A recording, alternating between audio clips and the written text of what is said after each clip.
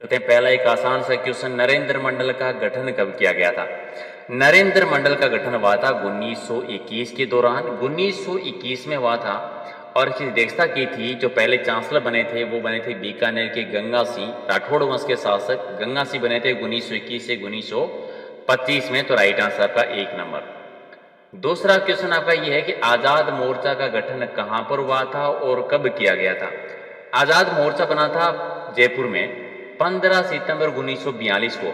Actual में जयपुर में जो जेंटलमैन समझौता हुआ था भारत छोड़ो आंदोलन के दौरान 1942 में, तब जयपुर में ये डिसाइड हुआ था कि वो भारत छोड़ो आंदोलन भाग नहीं लेंगे जयपुर प्रजामंडल। तो इसीलिए एक हरीशचंद्र जी है वो नाराज हो गए थे, उन्होंने आजाद मोर्चा की स्थापना की थी। याद रखना है, हरीशचंद्र जी के द्वारा की गई थी। हालांकि 1945 में प्रजामंडल और आजाद मोर्चा दोनों वापस सम्मिलित भी हो गए थे।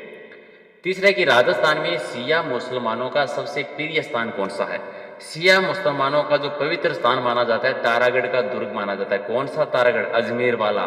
दारा सिकाओ के जन्म से रिलेटेड अगर आपको याद है, याद होगा, ठीक है, बता देना कि क्यों माना जाता है, इसका रीजन बता देना। चलिए 1 नंबर आपका राइट आंसर। क्वेश्चन नंबर आपका 53 है कि इसबगोल शोध संस्थान राजस्थान में कहां पर है? इसबगोल शोध संस्थान राजस्थान में है मंडोर में। और मंडोर कहां पर है? जोधपुर में है मंडोर। 33 करोड़ देवी देवताओं की साल है यहाँ पर। आप मुझे ये कमेंट करके जरूर बताना कि 33 करोड़ देवी देवताओं की जो साल बनी हुई है, 33 करोड़ देवी देवताओं की, उसका निर्माण किसने करवाया था? इतना कह सकता हूं कि उसका संबंध आपको खेजल्ली आंदोलन से जो शासक है उनसे जुड़ा हुआ नाम भी आपको मिल जाएगा, तो कमेंट करके जरूर बता देना। चलिए, मक्का शोध संस्थान कहां पर है? मक्का शोध संस्थान आता है बांसवाड़ा जिले में। बांसवाड़ा जिले में। तो राइट आंसर आपका 1 नंबर। क्वेश्चन नंबर आपका 55 कि लुम्बर नृत्य जो होता है, ये लुम्बर नृत्य किस त्योहार पर किया जाता है, किस अवसर पर करते हैं? और ये जो किया जाता है ये करते हैं होली के टाइम पर। तो लुम्बर नृत्य होली के टाइम पर होता है। आप ये बता दीजिए कि सर्वाधिक राजस्थान के किस जिले का प्रसिद्ध है? जरूर कमेंट करके बताना है। कमल के फूल का बाग है वो कहां पर है? ये बाग धौलपुर में आता है। किस मुगल शासक ने अपनी आत्मकथा में इस बाग का जिक्र किया था? जरूर कमेंट करके बताना। आया हुआ क्वेश्चन है, कमल के फूल का बाग धौलपुर में है और किस मुगल बादशाह ने अपनी आत्मकथा में इसका वर्णन किया था? चलिए, लुम्बर नृत्य है जिसमें चांदनी रात में महिलाएं सामूहिक रूप से गोला यानी गोल घेरा बनाकर घूमती है और पांवों की प्रत्येक गति के साथ में ताली बजाती है। ये नृत्य राजस्थान के किस जिले से संबंधित है?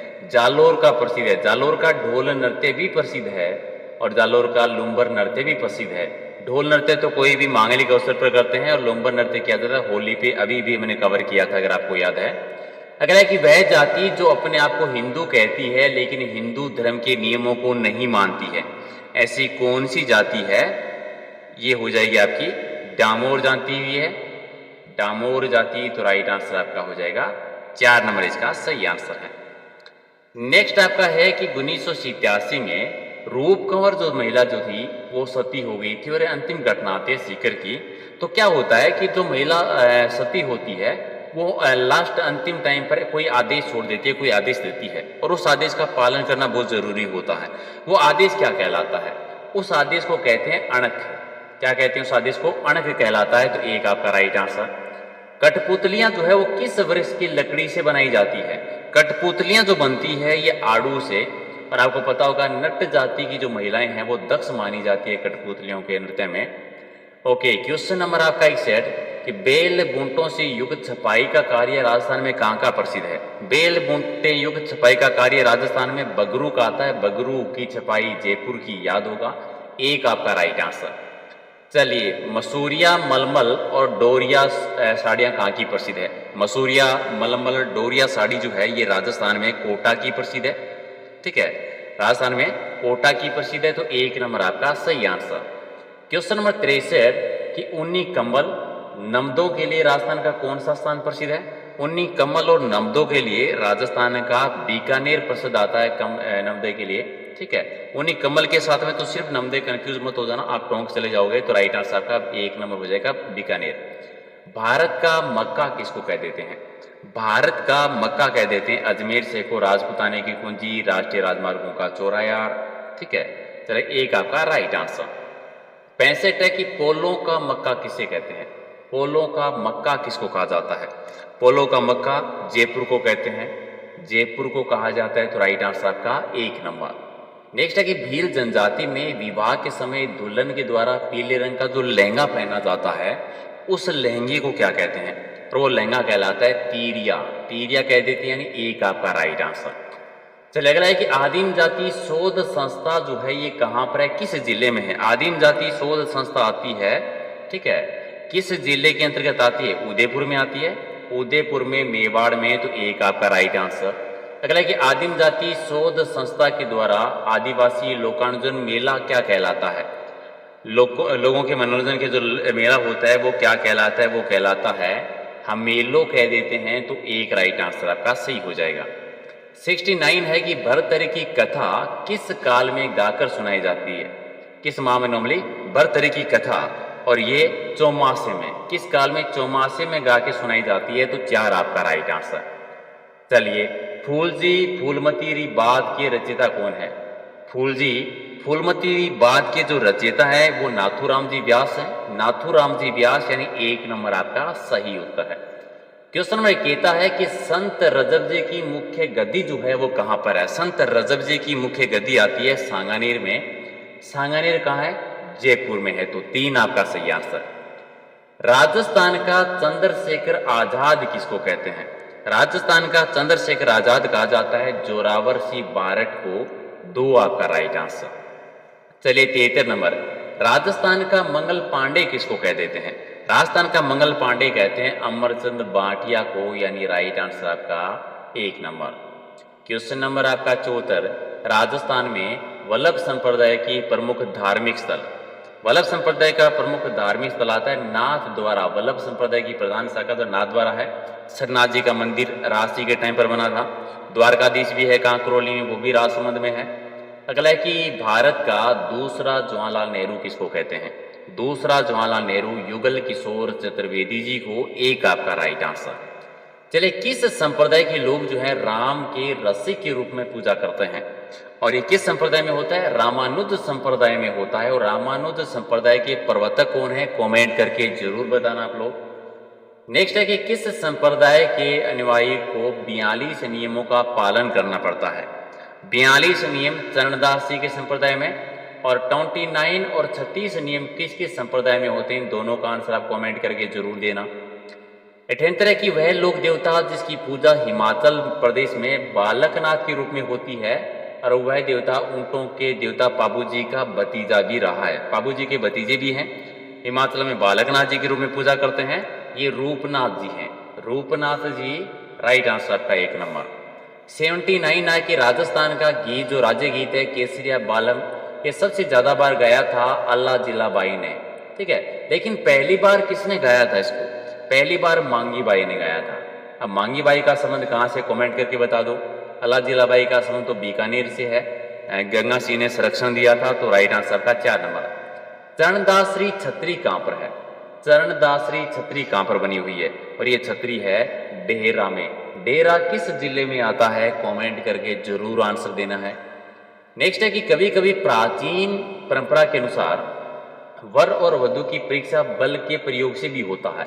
यानी जो भी कोई वर यानी लड़के के दल वाला अपने बल यानी ताकत के साथ वधु को एक सीमा से अगर बाहर ले जाता था, तो उस दल के नेता, जो दल का जो नेता होता था, जो वर होता था, उसकी वधु मानी जाती थी, उसका अधिकार हो जाता था। ये घटना राजस्थान के किस मेले से संबंधित है, ये बताना है।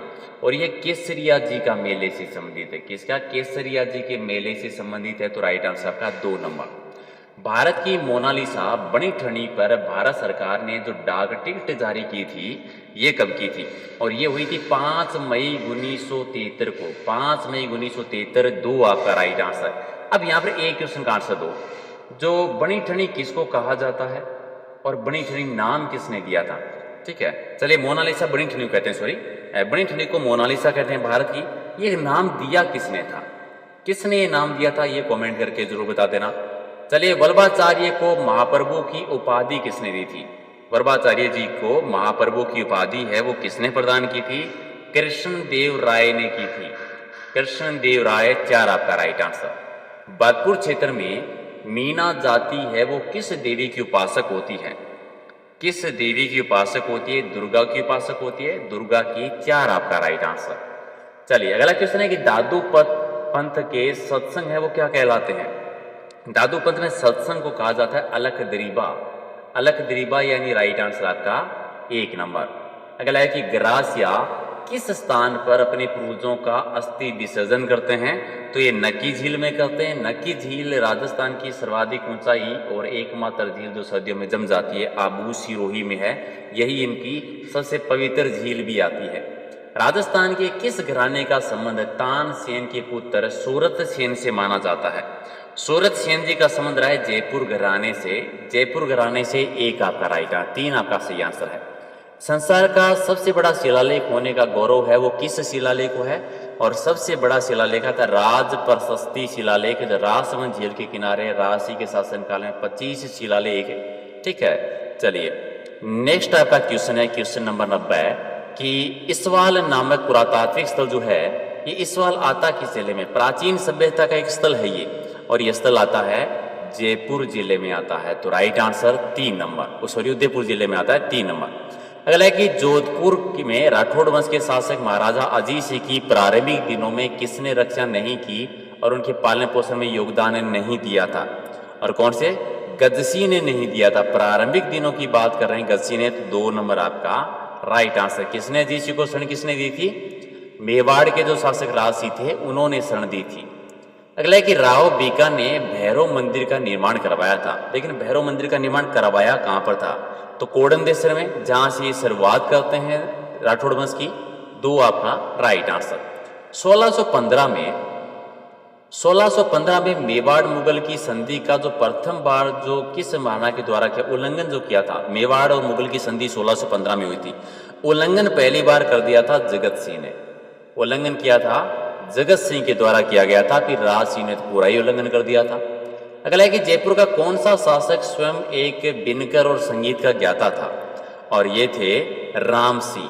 अब कमेंट करके आप बता दीजिए राम सिंह फर्स्ट थे या राम सिंह सेकंड थे? कमेंट करके जरूर बताना है। जिनका संबंध 1857 की क्रांति से भी है, आप समझ गए होंगे। अंग्रेजों से संधि करने वाले राज्य का सही क्रम बताना है। अंग्रेजों से संधि करने वाले राज्यों का सही क्रम सबसे पहले करौली ने की थी, फिर कोटा ने की थी, फिर जोधपुर आ गया और फिर उदयपुर। तो करौली, कोटा, जोधपुर और उदयपुर सबसे अंतिम की थी सिरोही रियासत ने की थी। 96 है कि राष्ट्र सरकार के द्वारा मारवाड़ प्रजामंडल को कब अवैध घोषित किया था? अवैध घोषित किया था 1937 से, 5 जून 1937 को किया था। अगला है कि विवाह के दिनों में प्रातःकाल गाए जाने वाले जो मांगलिक गीत होते हैं उन गीतों को क्या कहा जाता है? उन मांगलिक गीतों को कहते हैं बिहाना, यानी राइट आंसर आपका 2 नंबर। नेक्स्ट आपका है कि कौन सा जिला दिल्ली अहमदाबाद रेल मार्ग पर आता है? और ये अजमेर आता है, राजस्थान का हृदय है। 3 आपका राइट आंसर। क्वेश्चन नंबर 99, राज्य स्तरीय मेला प्राधिकरण का मुख्यालय कहां पर स्थापित है? राज्य स्तरीय मेला प्राधिकरण का मुख्यालय आता है जयपुर में। सबसे ज्यादा मेले बढ़ते हैं डूंगरपुर जिले में और पशु मेले सबसे ज्यादा बढ़ते हैं नागौर जिले में। चलिए 100 क्वेश्चन लास्ट। सुगाली माता पैनोरमा का संबंध किससे है? सुगाली माता पैनोरमा औवा पाली, क्योंकि सुगाली माता औवा के जो ठिकानेदार थे उनकी कुलदेवी थी। 1857 की क्रांति की देवी भी रही थी। ठीक है, चलिए एक क्वेश्चन का आंसर दे देना। सुगाली माता की मूर्ति वर्तमान में किस संग्रहालय में है? ये कमेंट करके जरूर बता देना। 350 में से कितने सही किए कमेंट करके आप जरूर आंसर दो, और इसके अलावा वीडियो को लाइक से जरूर कर देना। वीडियो को अपने दोस्तों के साथ जरूर शेयर कीजिएगा और इस वीडियो में कमेंट करके हमें लाजमी तौर पर बताइएगा कि आने वाले वक्त में आप किस तरह की वीडियोस देखना पसंद करते हैं।